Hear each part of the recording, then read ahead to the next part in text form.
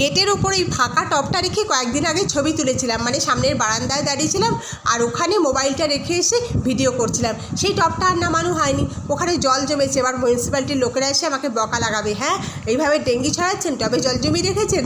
তাই টবটা নামিয়ে দিলাম, দিয়ে চলে গেলাম গঙ্গার পাড়ে। আর সকালবেলায় গঙ্গার পাড়ে এলে তো মনটা একদম ভালো হয়ে যায়, এত সুন্দর হাওয়া।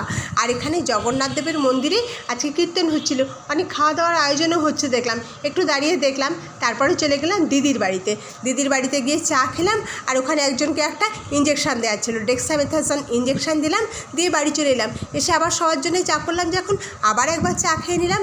আর আজকে এখানে আমার কুমড়ো গাছগুলো থেকে একটু ডাঁটি কেটেছিলাম, এগুলো তো বীজ পড়েছে এমনি ফেলে দিয়েছিলাম, সেখান থেকে গাছ গজিয়েছি। সেই ডাঁটি কেটে একটা ভিডিও করা আছে আমার, ডালে এই কুমড়ো ডাঁটি দেওয়ার ভিডিও। তারপরে তোমার সকালের জলখাবার কী খেলাম বলো তো? কালকে রাত্রের বাসি রুটি আর একটা পেয়ারা, এই দিয়ে জলখাবার সারলাম। তারপরেই সারাদিনের কাজকর্মে লেগে পড়লাম।